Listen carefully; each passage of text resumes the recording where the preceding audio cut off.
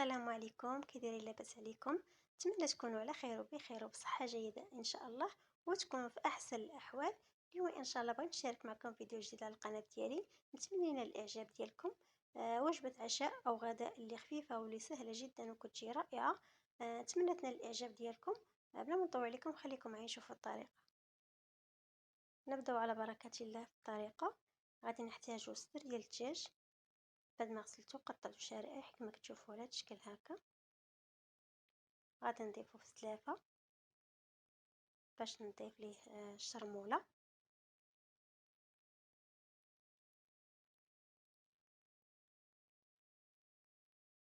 ودابا غادي نضيف معلقة ديال الابزار او فلفل اسود على حسب الكمية اللي عندي.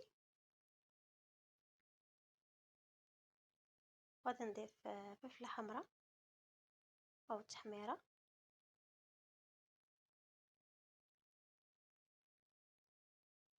غادي نضيف شوية ديال الكركم او الخرقوم.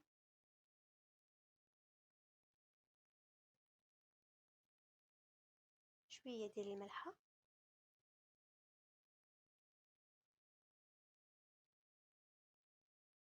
الصراحة مع التوابل ملي كترقدي فيهم الدجاج كيجي لذيذ. وغنضيف عليها معلقة ديال الموطارد.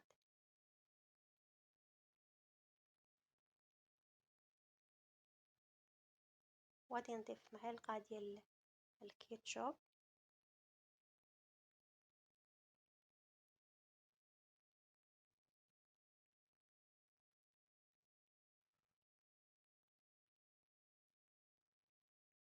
وغادي نضيف القزبر ومعدنوس.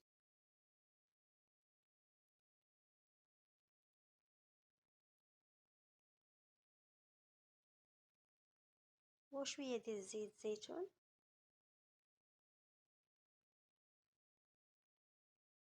وغادي نخلط مزيان. نرقد الصدر ديال الدجاج حتى يشرب ليا لاصوص ديالو كامل.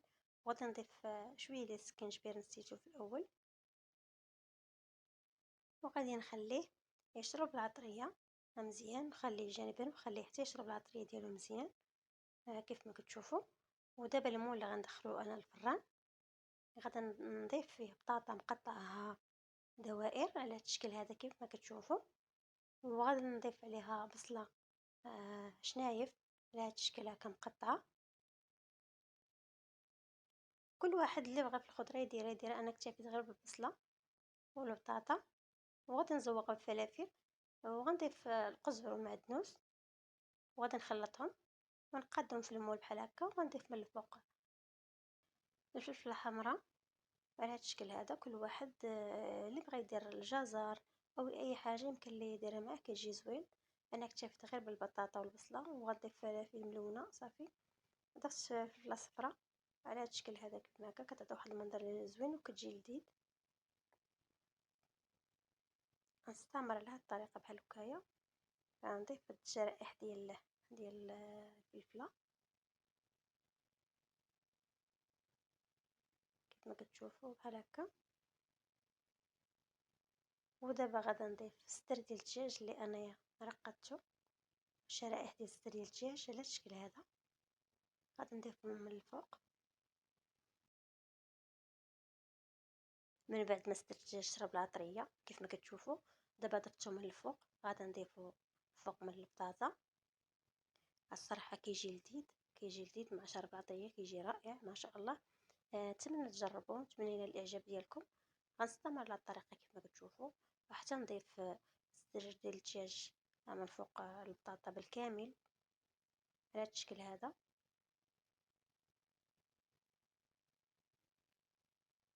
اللي ما مشترك في القناه اشترك عندي في القناه فضلا وليس امرا. وما تنسونيش من لايك وبارطاج مع الاهل والحباب ديالكم تشجيعا ليا. وكنشكركم بزاف على المتابعه. بعد ما ضفت الصدر على الشكل هذا كيف ما كتشوفوا وجبه اللي كتجي لذيذه بزاف وسهله في نفس الوقت. ونرافقوا مع سلطه اللي سهله حتى هي. نتمنى تنال الاعجاب ديالكم. كيف ما كتشوفوا من بعد ما ستفت الصدر ديال الدجاج بالكامل على فوق من البطاطا على الشكل هذا. من بعد ما كملت الصدر ديال الدجاج درتو فوق البطاطا. لاصوص اللي غادي يبقى ليا من الصدر ديال الدجاج غادي نضيف عليه شويه ديال الماء، وغادي نضيفو بحال هكا في الجوانب فوق البطاطا على الشكل هذا. الصراحه اللي كتجي لذيذه بزاف بهذا الشكل هذا كيف ما كتشوفوا. ما غاديش نضيعو.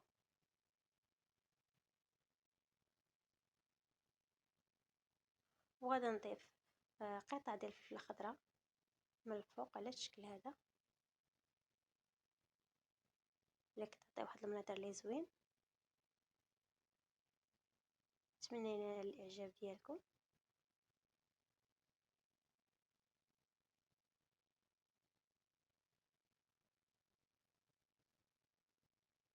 من بعد ما كملت الطبق ديالي، ودابا غادي نضيف عليه شويه ديال زيت الزيتون من الفوق، غير شويه ماشي بزاف، على شكل هكا من الفوق من الخضره اللي كيعطي واحد اللذه زوينه بزاف.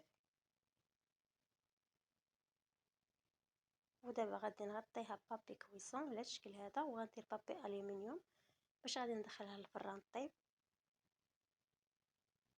ودابا ندوز نحضروا الشلاضه اللي غنرافقوا مع الطبق.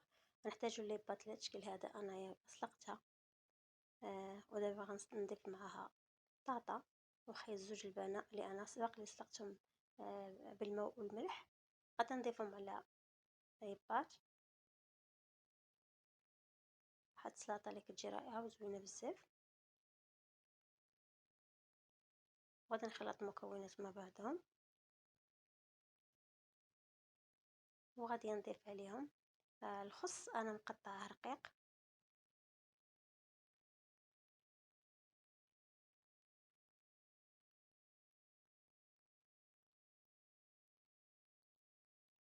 يعني وجبة عشاء أو غداء كتجي خفيفة وزوينة في نفس الوقت وسهلة.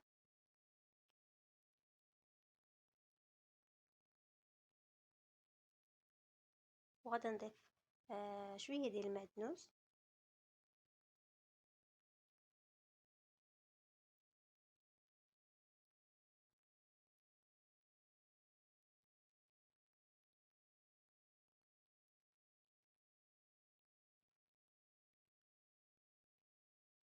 وغادي نضيف زيت الزيتون. انا اكتفيت غير بزيت الزيتون لان الخضره سارقه بالملحه، يعني كلشي بالملحه، اكتفيت غير بزيت الزيتون صافي. وغادي نخلط الشلاضه ديالي، غادي نخلطها وغادي نضيفها في طبق التقديم اللي انا غنقدمها فيه.